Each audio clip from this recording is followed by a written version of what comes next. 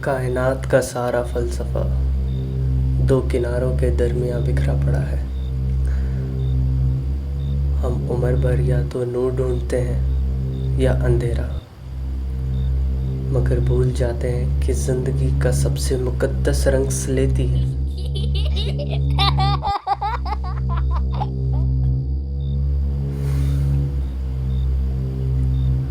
देखिए ना नरसिम्हा को, जो ना पूरा मनुष्य था ना पूरा पशु, जिन्होंने दिन को चुना ना रात को, बल्कि उस संध्या के मध्यकाल में खड़े होकर अधर्म का अंत किया। वो प्रतीक है उस सच का जो ना भीतर है ना बाहर, जो सिर्फ दहलीज पर मिलता है।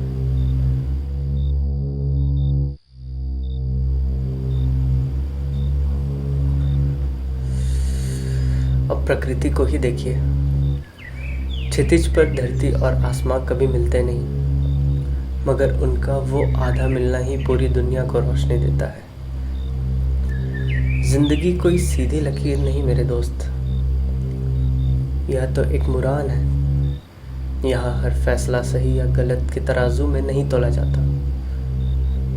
कभी कभी सबसे बड़ा सच उस आधे में होता है, चाहे वो आधा ख्वाब, आधी हकीकत, आधा इश्क या आधा वैराग्य हो, क्योंकि जो पूरा हो गया वो खत्म हो गया। जो आधा है वही शेष है और वही अनंत भी है। मैं एक कवि हूँ, लिखता हूँ, पर जो आज मैं आपको सुनाने जा रहा हूँ ये महज कोई कविता नहीं, ना ही कोई प्रेम गीत या अमर गीत है, ना ही कोई दर्द वैराग्य। ये कहानी ना शुरुआत की है और ना ही अंत की। ना ही ये कहानी अच्छे कर्मों पर आधारित है ना गलत। ये तो बस सच्चे कर्मों पर आधारित है। मेरी आखिरी किताब, मेरा आखिरी लफ्ज, जिसका शीर्षक है अर्धजंग।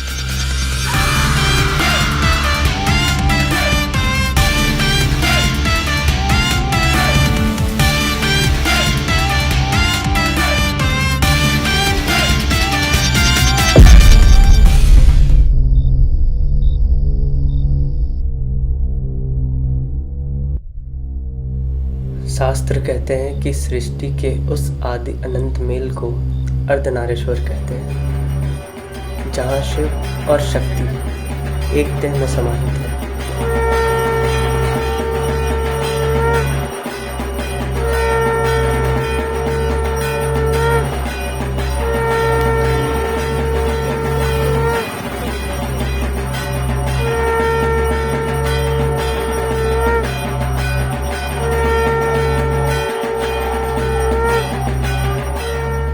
दुनिया उस पत्थर की मूरत के आगे शीश झुकाती है, पर जब वही मूरत हार्ड मांस का चोला पहनकर गलियों में उतरती है तो ये सांस्कृतिक समाज उसे हिजड़ा और छक्का जैसे शब्दों का लाखित थमा देता है, या कलंक कर देता है, या अफसोस मनाता है। क्या ये शब्द हमारी संस्कृति को आगे बढ़ाते हैं? नहीं। मेरी बहन लक्ष्मी, वह कोई साधारण देह नहीं, खुदा का एक मुकम्मल अक्स।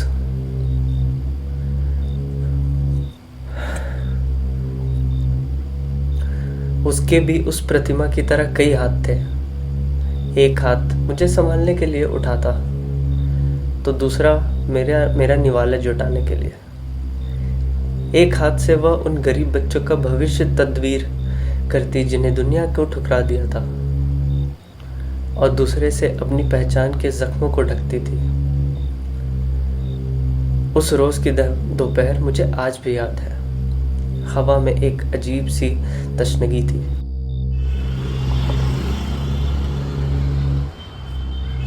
लक्ष्मी ने उस दिन अपने रूप पर वो अर्धनारीश्वर का रूप धरा था।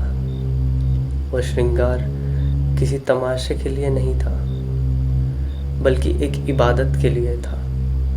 वह उस मेले की भीड़ में अपनी गरिमा का सौदा करने नहीं, बल्कि मेरे लिए चंद सिक्कों और दुआओं समेटने के लिए आई थी। हाँ, ये बात उसी मनहूस दिन की है, जब नियति ने हमारे साथ वो सहाफत लिखी जिसने रूह को कफन पहना दिया। उस दिन मंदिर का देवता तो मौन था, पर मेरी लक्ष्मी, मेरी वो जीती जागती प्रतिमा समाज की उस दरिंदगी के बीच बदलान की वेदी पर चढ़ गई। बस मुझे इतना याद है कि उस दिन उसने जो साड़ी पहनी थी वह महरूम थी। वो दौर धारावी की तंग गलियों का था। वो मुंबई की धड़कनें अक्सर दम तोड़ देती थी। ये बात उस समय की है, उस जमाने की है। कहने को तो ये दिलों का शहर था, पर यहाँ की हवा में नफरत का बारूद और मजहब की करवाहट हमेशा घुली रहती थी। जहाँ लोग जात पात और नस्ल की नुमाइश में एक दूसरे के जिगर में कट्टा उतारने को इबादत समझते थे, उस दलदल में बस एक ही नाम चमकता था, विक्रांत भाव।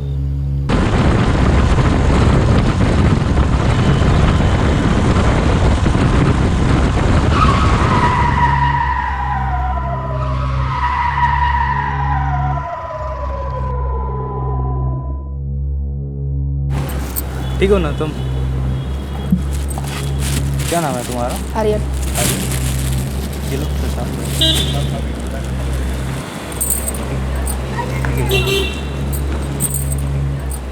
विक्रांत भाव, इलाके का मसीहा, किसी माँ का लाडला, किसी बहन का प्यारा। क्या साहब, आहिस्ते चला ना, अभी लग जाती तो मर जाता ना। वो मर जाता तो मर जाता ना। पर उस मसीहा के दो कंधे थे जो गुनाहों के बोझ से लदे थे। एक तरफ था अली, जिसकी रगों में खून कम और सौदागरी ज्यादा थी, यानी ह्यूमन ट्रैफिकिंग। पूरा इलाका उसके हाथों बिकने वाला जहर, उस पाप के यथार्थ में उस कष्ट से थर्राता था। और दूसरी तरफ था आजम, जिसकी फितरत में दंगों की आग और मजहबी जुनून था। अभी कल की बात लगती है जब वो 20 किलो गाय के गोश्त के विवाद में फंसे थे।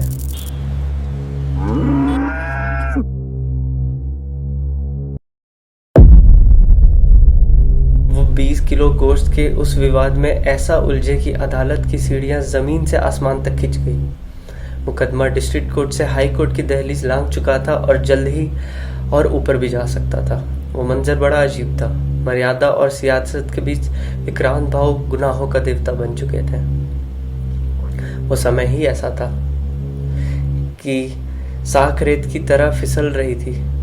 गोश्त के उस मलबे में भाव का दामन भी कीचड़ से सनने लगा था। उस दौर में आजम और भाव के बीच भी वो खलिश साफ दिखने लगी थी।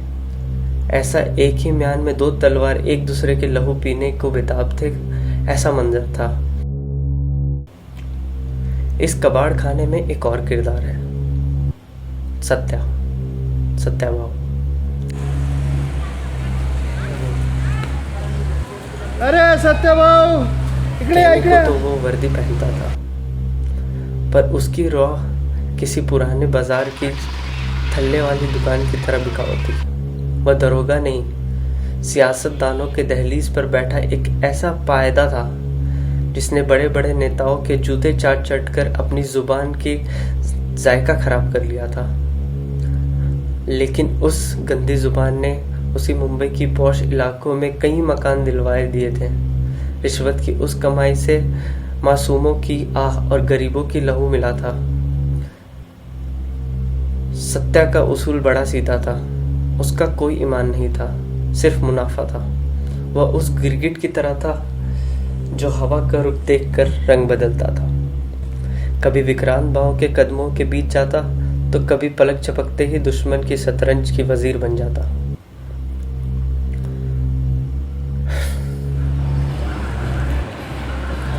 प्रणाम विक्रांत भाव, प्रणाम।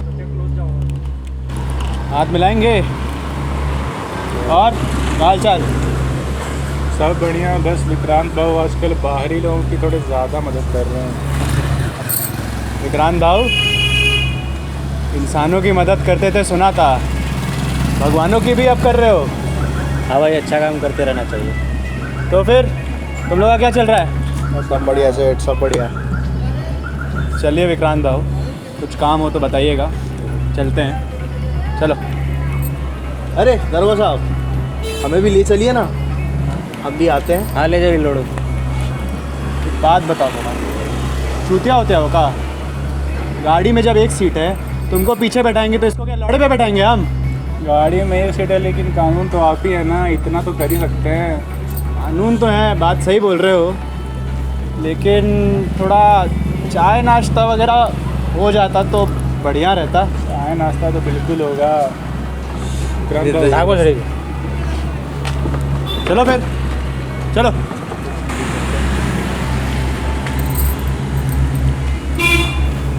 चलो चलते हैं। उसे फर्क नहीं पड़ता था मेला कब चल रहा है या किसी की बहन इज्जत निलाम हो रही है। वह तो बस इस इंतज़ार में रहता था कि कब शहर में दंगे बढ़े और कब वो इस राह से अपना हिस्सा सोना बटोर सके। उस दिन जब मेरी लक्ष्मी उस मेले में गई थी, सत्या की निगाहें भी वहीं घूम रही थी।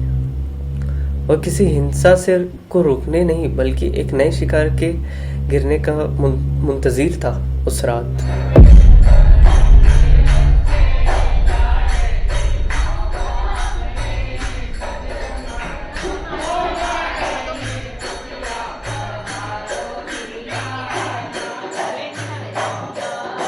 पूरा शहर रोशनियों से नहाया हुआ था।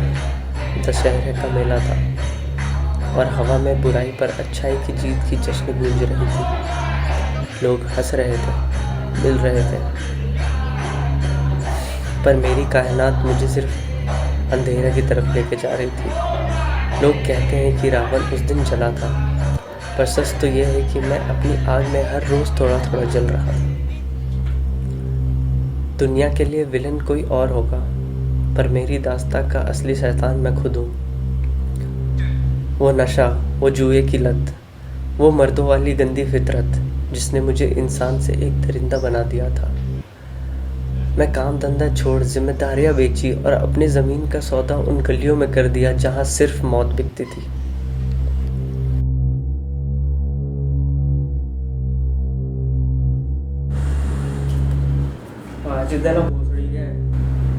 अपना जिप बंद कर ले भोसड़ी के।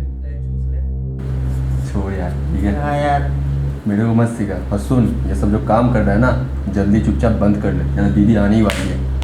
दीदी भाई है मेरा भाई। ये सुन भाई है भोसड़ी के, भाई बोल। चल बोल भाई बोल। चल निकल निकल निकल, ज्यादा मेरे को मत सिखा, ठीक है। और चुपचाप दरवाजा बंद कर। कल भोसड़ी के तेरा गाड़ा है, चुपचाप बंद कर। खिलाड़े मेरी बहन लक्ष्मी, वो तो एक पाक इबादत थी, वो खुदा का वो नूर था। वो पर मैंने उसकी जिंदगी को जन्नम का रास्ता दिखा दिया।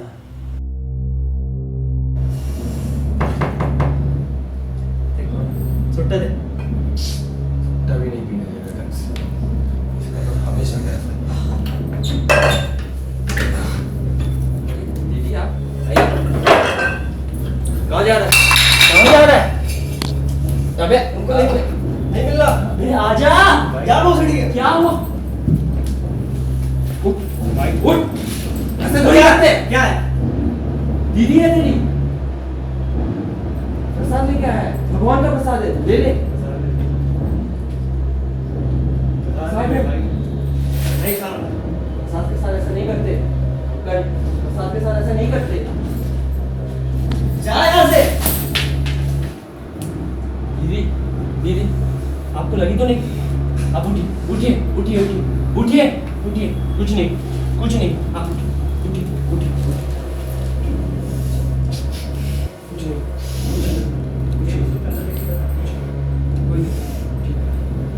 वो मेरे लिए दुनिया से लड़ती थी और मैं लड़ी हुई हर लड़ाई को अपने नशाखोरी के भेंट चढ़ा देता था। सब मुझे नफरत करते थे और उनकी नफरत सहज भी थी। मैंने सिर्फ पैसा नहीं हारे थे उस दिन, मैंने अपना घर, अपनी बहन का सुकून और अपनी औकात तक हार दी थी। ये सबसे ज्यादा कीमत है इसकी। हसन भाई, ये कहाँ से लाया?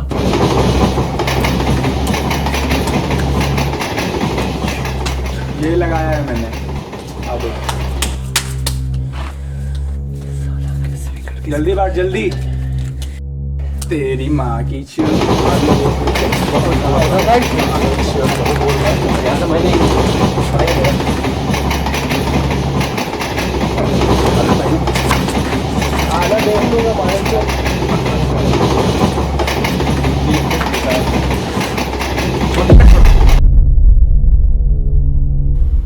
हाँ, मैं ही था वो काली परछाई जो उसकी चमकती हुई तकदीर को निकल गया। वो मेला खुशियों का था, पर मेरे लिए वही बर्बादी का आखिरी मंजर बनने वाला था। मेरी एक गलती ने उस रात तूफान खड़ा कर दिया जिसमें मेरी लक्ष्मी का सब कुछ बिखरने वाला था।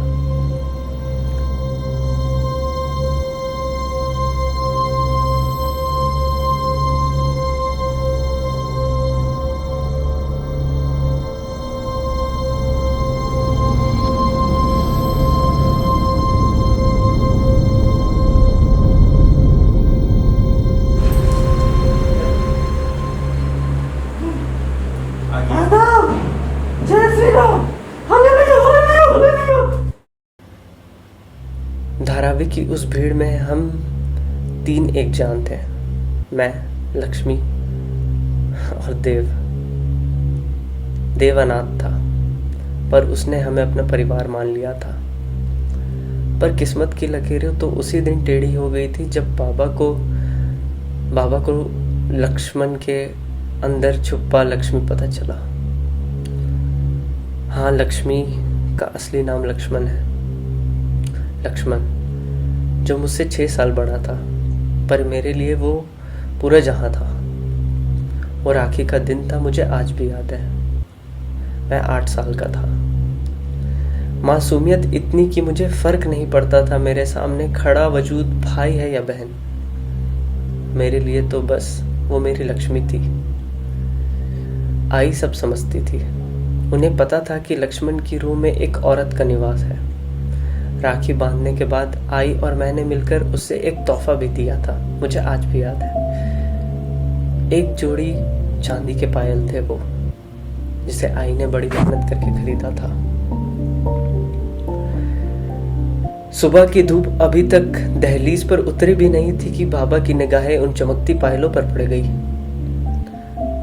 शराब के नशे में मर्दानगी के गुरूर ने उन्हें दरिंदा बना दिया। गुस्से में उन्होंने खौलती हुई गर्म चाय लक्ष्मी के चेहरे पर दे मारी। लक्ष्मी जो बचपन से ये सब झेल रही थी, उसे ये नहीं पता वो लड़का है या लड़की है। उसका आधा चेहरा भी जल गया। वो एक आंख से नहीं देख सकती थी, उसका दाहिना हिस्सा जल गया। वो आधी हो चुकी थी, वजूद से भी और ये चोट से भी। मेरी बहन का आधा वजूद उस दिन उस जलन में झुलस गया, पर वो तो सिर्फ आगाज था। बाबा ने उस दिन शराब की बोतल से आई और लक्ष्मण को पहरे में से पीटा। और फिर उस पवित्र रक्षाबंधन के दिन उन्होंने हमने पूरे घर को आग की भेंट चढ़ा दिया।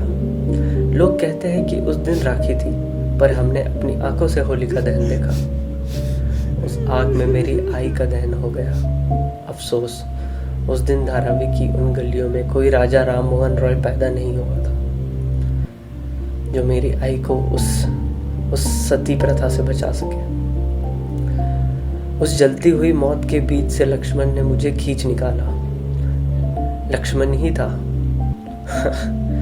मेरी लक्ष्मी थी जिसने मुझे बचाया। उसने खुद को जला लिया। उस हालत में जब उसका आधा चेहरा जला हुआ है, वो उस आग के बीच से आई और मेरी सांसें बचाई। उस दिन से लेकर आज तक मैं उस आग की लपटों में जी रहा हूँ। मैंने अपनी आई और बाबा को जिंदा जलते देखा। वो सदमा, वो मौत की वो आज भी मेरे अंदर भटकती है। मैं बड़ा तो हो गया, पर मेरी रूह आज भी उसी राख में दबी हुई है। शायद इसलिए मैं नाकामयाब था, इसलिए मैं इन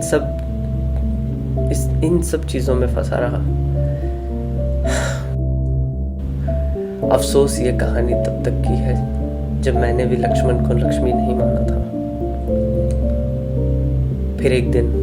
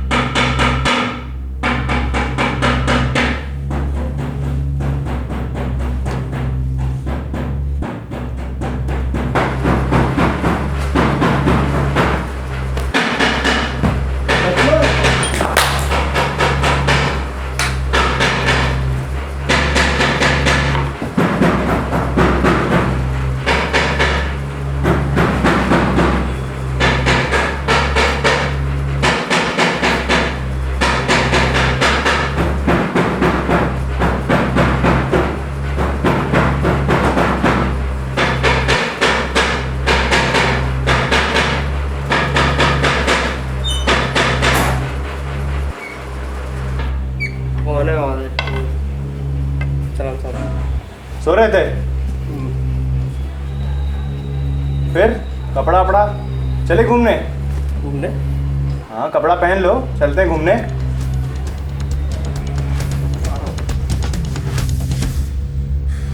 अरे सब आ गया। हाँ, आ गया। जा पकड़ो। चलिए तो आप भी चलो।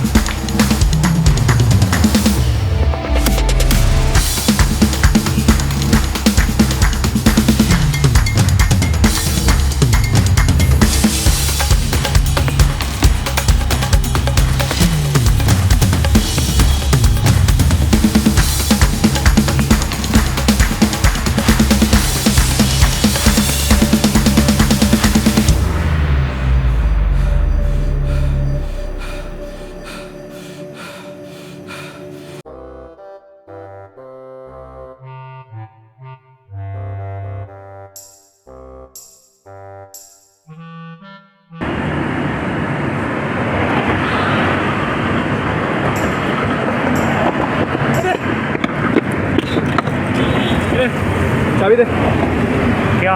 चाबी दे, गाड़ी का चाबी दे। क्या? क्यों? मेरा गाड़ी है। अरे चाबी तो पहुँच लीजिए। मेरा गाड़ी है, क्यों? तो चाबी दे, नहीं तो गोली मार देंगे कान में। मैं किधर मारूं? इस भोसड़ी वाले को देखो, हम आते हैं थोड़ी देर में। अरे ओ मिस्टर पुलिस, अंडी बंडी संडी जो रुका उसकी मार।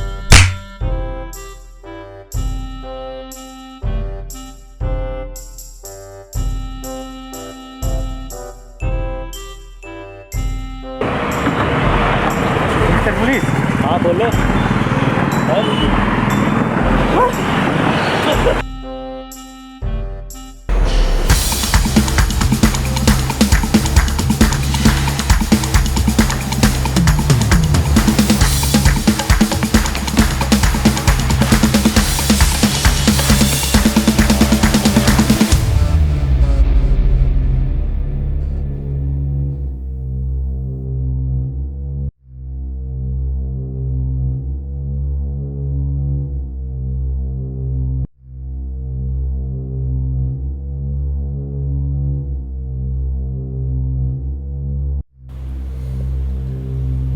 मुझे वो मंजर मेरी आंखों के सामने दिख रहा था, जिसे देखने की ताब ये आंखें नहीं रहती थी। वहां मेरी लक्ष्मी का वजूद सो रहा था, वो जिस्म जिसने एक बार गले लगाने की हसरत में सीने में ही दफन हो गई। लोग कहते हैं मैंने उसका कत्ल किया, लोग कहते हैं मैंने उसका कत्ल किया। क्या कोई अपने ही वजूद का आधा हिस्सा काट सकता है? हाँ, मैं मुजरिम हूं, मैं कबूल करता हूं, मैं मुजरिम हूं। मैं मुजरिम हूं क्योंकि मैंने उसे उसकी हकीकत से नहीं देखा। जिससे ये दुनिया देखती थी, मैंने भी उसी नजरों से उसे देखा। समाज ने उसे धिक्कारा तो मैंने भी उससे मुंह फेर लिया। समाज के इस बहरूपीय आईने के डर से मैंने उसकी रूह को ठुकराया। उसका सजना संवरना मेरे लिए महज बदनामी का एक इश्तिहार था। इस झूठी मर्यादा के खातिर मैंने अपनी ही बहन को भाई माना, और आज जब वो खामोश हो गई तो मेरी सारी मर्दानगी इस बेबसी के आगे घुटने टेक रही है।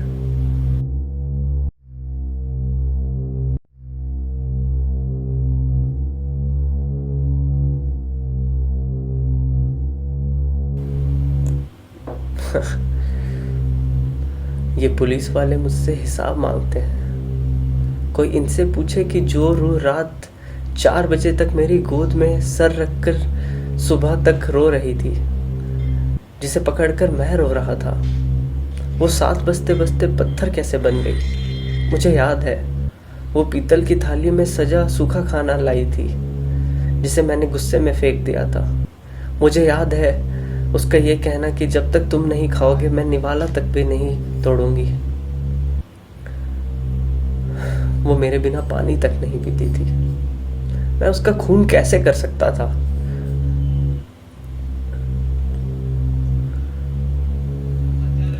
रात के आखिरी पर उसकी सांसों की गर्माहट मेरे कंधों पर थी।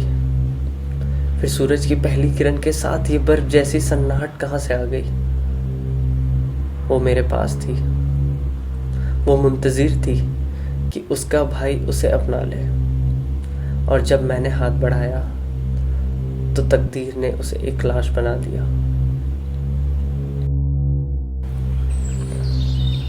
मैं होश में आ गया। मेरी बहन ने मुझे माँ की तरह पाला। वो सिर्फ मेरा साया नहीं, मेरी पहली कविता थी। वह बोल जो आई ने मेरी झोली में छोड़े थे, उन्हें लक्ष्मी ने ही सुर दिया। पर उन लफ्ज़ों का असली मतलब मुझे आज समझ आया है, जब मैं डूब गया हूँ अपने ही डंड के भीतर। हाँ, मैं दंडित हूँ, मुजरिम हूँ मैं, क्योंकि मैंने इंसान को इंसान नहीं समझा। मैंने उस मिट्टी को ठुकराया जिसमें मेरा बचपन पनपा था। लेकिन आप तो लैंगिकता पर भेदभाव नहीं करते, जात पात तो आप नहीं करते होंगे। आप तो अच्छे लोग हैं, या आप भी करते हैं? क्या आप उन लोगों में तो नहीं जो मूर्तियों से बने हुए लोगों को देवता कहते हैं?